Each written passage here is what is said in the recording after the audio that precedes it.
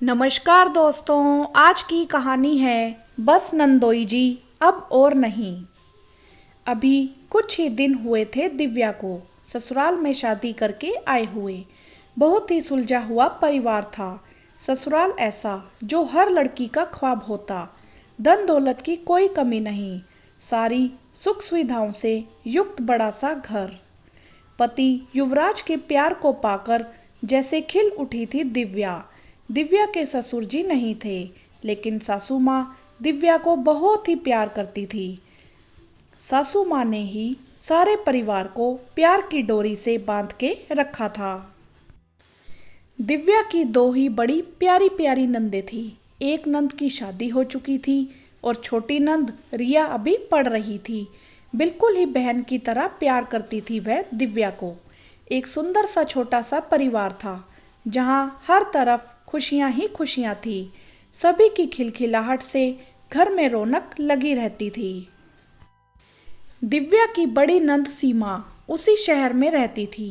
Phone पर तो रोज बात हो जाती थी, लेकिन हर रविवार को वह अपने पति और बच्चों के साथ आया करती थी। जिस दिन वह घर में आती, उस दिन घर में खूब रौनक होती। खूब हंसते खेलते और धूम मचाते सब। दिव्या को भी बहुत ही मजा आता। छोटी सी भांजी रेवा के साथ में खूब खेलती वह अपनी भांजी के साथ। रेवा की तोतली बोली दिव्या का मन मोह लेती। सीमा जब रविवार को अपने मायके आती तो पूरे दिन मायके में ही रहती। रात को खाना खाकर ही वह अपने घर जाते। पूरा दिन खूब एंजॉय करते, मस्ती करते। दिव्या बड़े ही चाव से सभी के लिए व्यंजन बनाती और खिलाती। दिव्या के काम निपटाने में उसकी दोनों नंदे उसकी मदद करती थी। कभी भी दिव्या को बहू के नाते अकेले काम का बोझ नहीं उठाना पड़ता। इस रविवार भी दिव्या की नंद आई, फिर उस दिन भी रौनक लगी। लेकिन इस बार ऐसा कुछ घटित हुआ कि दिव्या हतप्रभ थी। जब सभी को खाना परोस रही थी, मूंग दाल का हलवा दिव्या ने बड़े ही चाव से बनाया था। जैसे ही हलवे की कटोरी दिव्या ने अपने नंदोई विवेक जी की तरफ बढ़ाई, उसे लगा विवेक जी ने जानबूझकर उसकी उंगलियों को छुआ और छूते हुए उसकी तरफ घिनौनी सी मुस्कान भी दी। दिव्या एकदम से घबराकर कुर्सी से उठ खड़ी हुई। सासू माँ देवकी जी ने कहा, क्या हुआ बेटा, तुम क्यों उठ गई? तुम भी खा लो। माँ, मैं अभी पानी पीकर आती हूँ।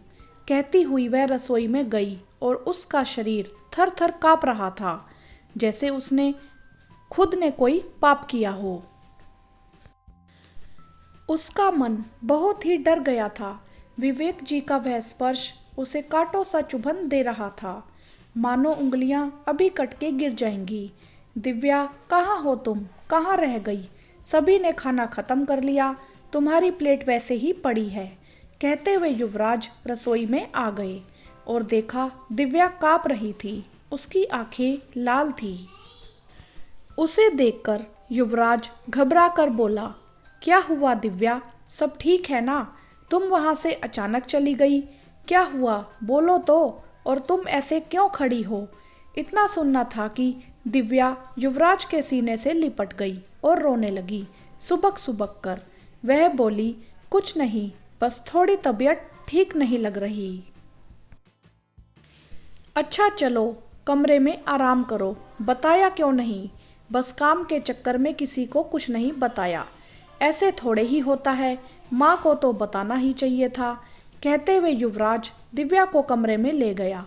सभी फिक्र से उसके पास आ गए। सभी के चेहरे उतर गए थे। सभी का अपने प्रति प्यार देखकर दिव्या समझ नहीं पा रही थी कि कैसे सबको यह बात बताए। वह किसी को तकलीफ नहीं देना चाहती थी और ना ही अपनी प्यारी सी नंद का घर तोड़ना चाहती थी। लेकिन यह चुप्पी उस पर भारी पड़ी। उसने महसूस किया कि विवेक जी ने उसकी चुप्पी को उसकी कमजोरी समझ लिया है। अब उसके नंदोई विवेक जी को और मौका मिल गया। उनकी छुअन इतनी घिनौनी होती, दिव्या का रोम रोम घृणा से भर उठता। वह चुप थी क्योंकि वह अपनी नंद सीमा के घर को और अपनी नंद और भाभी के रिश्ते को खराब नहीं करना चाहती थी, लेकिन धीरे धीरे विवेक अब स्वच्छंद होता रहा। ऐसे ही अब विवेक अपनी उंगलियों को छूते हुए अपनी महत्वाकांक्षा को आगे विस्तारित कर रहा था। कभी गलती से उसका हाथ दिव्या की पीठ को छू जाता और वह सॉरी भाभी जी कहकर निकल जाता। यह गलती सबकी नज़र में होती, लेकिन दिव्या समझ रही थी कि गलती जानबूझकर की गई घिनौनी हरकत है। वह रोज मन बनाती थी कि युवराज से कह देगी, लेकिन इस घर की खुशियों को देख, भाई बहन का एक दूसरे के प्रति प्यार और दुलार देख वह अपने शब्दों को रोक लेती। दिव्या रोज अपनी ही एक मौत मरती। जब वह छुअन याद आती, उसके अंदर की स्त्री रोज मरती थी। रोज उसका सम्मान कुचला जाता, रोज उसके अस्तित्व का चीरहरण होता। और कोई दूसरा नहीं, वह खुद ही बैठकर चुप होकर देख रही थी, यह सब होने दे रही थी। लेकिन एक रविवार जब विवेक का हाथ दिव्या की कमर को छू गया और दांत निकालकर हंस पड़े विवेक जी, बस उस दिन ना जाने क्या हुआ दिव्या को। उसने ठान ही लिया, अब विवेक जी के इस कुकर्म को उसके परिणति तक पहुंचाते ही दम लेगी। दूसरे दिन युवराज ऑफिस चले गए। माँ अपनी सहेलियों के साथ सत्संग में चली गई। दिव्या ने तुरंत एक आदमी को बुलाकर उसकी डाइनिंग टेबल के पास एक छुपा हुआ कैमरा लगवा दिया। कैमरा इतना छोटा था जो किसी को भी नजर नहीं आ रहा था। कैमरा वहां ही लगाया जहां पर विवेक जी अक्सर बैठते थे।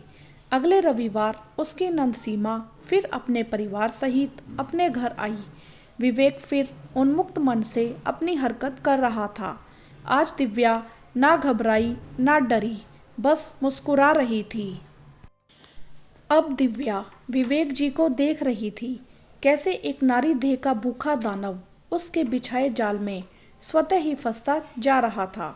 दूसरे दिन दिव्या ने विवेक जी को फोन किया कि वह उनसे अकेले में मिलना चाहती है। विवेक जी बहुत खुश हुए। उन्हें लगा इतने दिनों से जो निमंत्रण वह अपनी गंदी छुअन के माध्यम से दिव्या को दे रहे थे, शायद दिव्या को स्वीकार है। वह उनके जाल में फंसने को तैयार है। बहुत खुश होकर पहुंचे एक कैफे में जहां दिव्या ने उन्हें बुलाया था। जैसे ही वह पहुंचे, दिव्या ने उनकी गंदी हरकतों का वीडियो रख दिया उनके सामने मोबाइल में। खोलकर विवेक जी की हालत खराब हो गई। वीडियो देखते ही पसीना छूट गया और उनके हाथ पैर कांपने लगे। अब कहिए, यह वीडियो युवराज और दीदी को दिखा दूं तो कैसा रहेगा विवेक जी? मैं नहीं चाहती थी कि भाई बहन का रिश्ता टूटे, इसीलिए मैं चुप थी, लेकिन मेरी चुप्पी को आपने मेरी कमजोरी मान लिया। आप नहीं जानते कि औरत ठान ले तो बड़े से बड़े दानव को खत्म कर सकती है। दिव्या बिना रुके बोल रही थी, कोई हिचक नहीं, कोई भय नहीं। हाँ, गुस्से में उसके शब्दों में थोड़ा कंपन जरूर था। नहीं नहीं भाभी जी, मैं माफी मांगता हूँ। मेरा घर टूट जाएगा। मुझसे भयंकर भूल हो गई। मुझे लगा भाभी नंदोई के रिश्ते में इतनी छेड़छाड़ तो चलती है। मुझे माफ कर दीजिए। और वह तो भीड़ में दिव्या के पैर में ही गिर गए। घबराहट में कांप रहे थे विवेक जी, आंखों से आंसू बह रहे थे। विवेक जी प्लीज आप उठिए, सब देख रहे हैं और आज के बाद अपने चरित्र को ऊपर उठाइए। मैं नहीं चाहती कि अपनी बीवी और बच्ची की नजरों में आप गिर जाएं। अपने घर की खुशियां चाहती थी, इसीलिए कभी किसी से कुछ नहीं कहा। विवेक चुपचाप सुन रहा था, बस आंखों से आंसू बह रहे थे।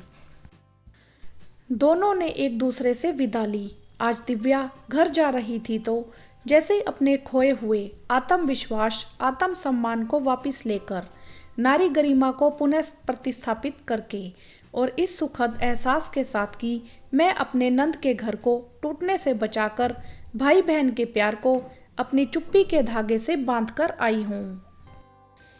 अगले रविवार विवेक जी फिर आए, लेकिन अच्छे आचरण को लेकर। सीमा जाने क्यों आते ही दिव्या के गले लग गई और सुबक सुबक कर रोने लगी। शायद विवेक जी ने अपने बुरे कर्म को अपनी बीवी के सामने स्वीकार कर लिया था। जब सच्चा अपराध बोध होता है तब आत्मा पर एक बोझ बन जाता है। शायद उस बोझ को कम करने के लिए ही विवेक जी ने अपनी पत्नी के सामने अपने कर्म को स्वीकार कर लिया। दिव्या समझ गई थी इस बात को ही। सीमा दी क्यों रो रही हैं? दिव्या ने उन्हें बिठाया और बोली, क्या हुआ प्यारी नंद रानी जी, एक भटकाव था बस। अब आप एक मौका दो विवेक जी को, सब ठीक होगा। सीमा ने अपने हाथ जोड़े और दिव्या ने उसे गले से लगा लिया। वीडियो को लाइक करें, शेयर करें और चैनल को सब्सक्राइब भी करें। धन्यवाद।